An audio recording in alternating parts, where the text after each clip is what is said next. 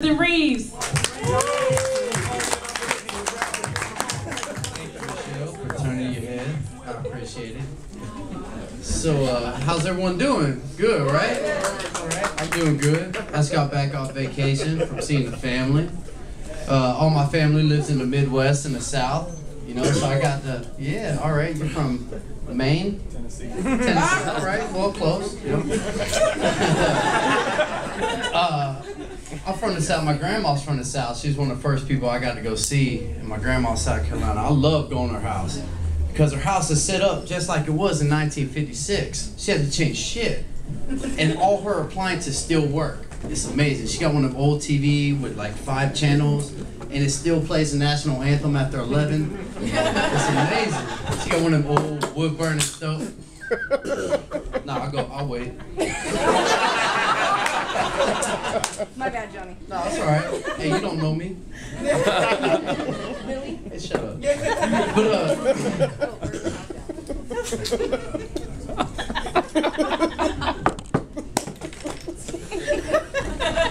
But, you good? Really? You good? All right. So, we're good. So, I went down to my grandmother's house, South Carolina. It was old school, right? 50s. You fucked me up, bitch.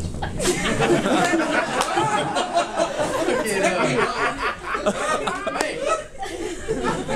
So she has old appliances that still work, right? No, but she has shit that still works, like your old TV, all that shit, whatever. You know, I'm gonna go to my next show, you know. So I got to see my nephew after my grandma's house in South Carolina.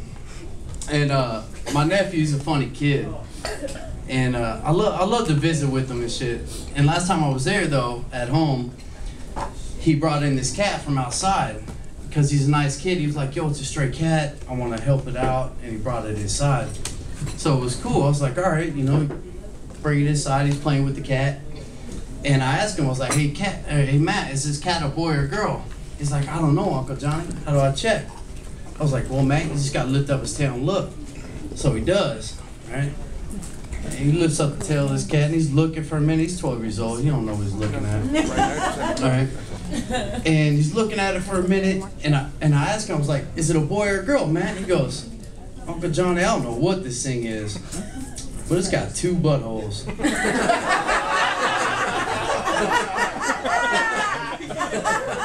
I don't know what it was either. I don't think I'll guess like that. But all my family, like I said, are from the Midwest and the South. I don't know what it is about rednecks, but they all believe in ghosts. My mom, if she can't explain something, it's a ghost. Like we were driving down the road in her truck, and the dash lights flickered on and off for a minute, and then just shut off real quick, and it came back on. She goes, "This truck's haunted. I knew it." I'm like, Mom, it's an '09 Chevy with no previous owners. I'm like, how is that shit haunted? She's like, it just is. You're right, Mom. There's a bunch of hobo transient ghosts walking around the country, sleeping in cars on their way to fucking wherever they go. But I don't believe in ghosts, and here's why. Have you ever watched that ghost hunter show? It's bullshit, because they find all the ghosts in like these old mansions and these old houses. Like, where's all the redneck ghosts?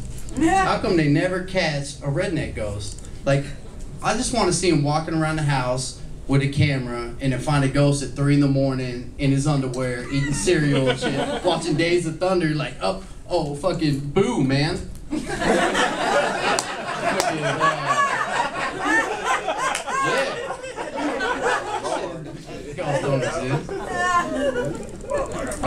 So I've been trying to quit drinking lately, and it's tough. Because I used to be in the Navy, and all my friends are still in the Navy, and you cannot quit drinking when all your friends are still in the military. Because you show up to a party, and they're like, hey, how many beers you want? You're like, hey, man, I'm trying to quit drinking. Oh, you asshole too, huh? Come on, man. I'm trying to quit drinking. Oh, grow up and quit quitting, all right? Hey, man. Fuck you, I got a problem and shit. You too, you should probably get help with me. But they don't listen.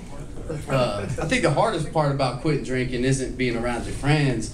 is that you can't pick up women like you used to. Because when you're at a bar and you're drunk all the time, you're around drunk women, it's a lot easier. So I had to switch up my tactics. I tried using those roofies everyone brags about, you know, and I took one. I don't remember shit. I don't know how you're supposed to get laid by taking them, but it didn't work. So I heard oysters were an aphrodisiac. So I was like, oh, I'm gonna try some oysters, you know. So I tried slipping those in a girl's drink, and it didn't dissolve. So I got the thing all messed up. I can't figure it out. So I've been broke for a long time. That's another reason I'm trying to quit drinking. Is I'm a college student, unemployed, and I'm broke. And it sucks being broke. Like, everybody knows it sucks to be broke. Everyone knows, like, the main reasons. You can't afford shit, you know, can't go out all the time. But to me, it's those little things about being broke that really suck. Like, I always gotta find shit in my house to use outside its original intent. Like, I always gotta use computer paper as a paper towel. Because I never have ink for the printer anyway, so I got tons of computer paper. Like coffee filters and toilet paper. I can never afford them in the same week. Like last week I had to use toilet paper as a coffee filter. You know, and this week, you know, my coffee don't taste too good. And you never have enough soap when you're broke. Like, you only got a little bit left of that bar. So you just gotta wash with one finger. You know how long it takes to wash with a finger of soap? Just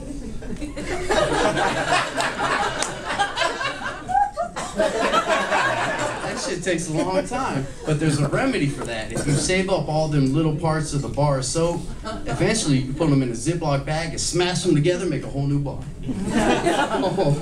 Whole new bar. So I live in a bad neighborhood because I'm broke.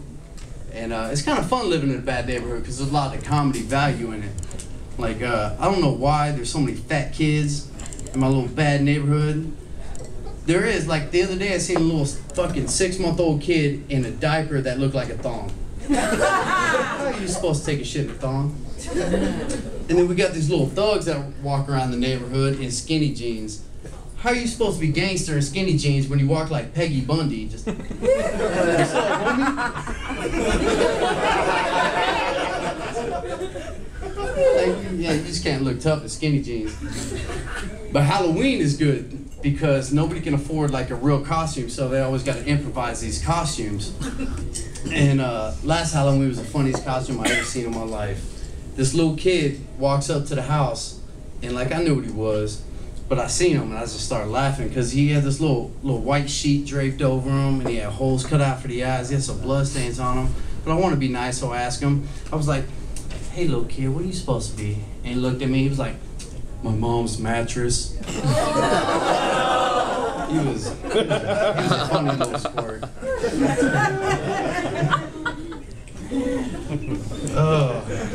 So I like to smoke weed. How many weed smokers we got here?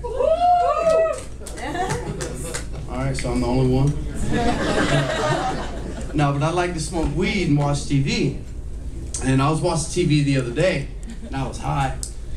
And I couldn't understand why all these companies spend money on making these commercials for their high-def TVs and showing off how cool their display is and all this retina display and all that, when I'm gonna watch that commercial on my shitty ass TV. I was watching that like, that look just like my TV. Why the fuck I'm gonna buy this shit? Fuck them. The TV ain't even on, is it? I give bad advice too, because I'm a comedian. It's funny, I like to see people fail. That shit is funny to me. Like, when I'm around my friends and I'm drinking, I'm always that guy, that bad conscience. I'm like, hey, man, yeah, you could totally jump the house with your bike. No, Harleys are made for jumping. I mean, just go ahead and hit it. But the worst advice I ever gave was to my sister. And I don't know why she ever called me for advice. But she called me and she was like, hey, I'm at Planned Parenthood and I locked my keys in my car. And I was like, all right, well, that's simple. Just go inside, go to the front desk, tell them you made a mistake, you need a coat hanger. Some of y'all get that, the ones that laugh and are like, oh, abortion. But that's it for me. Thank y'all.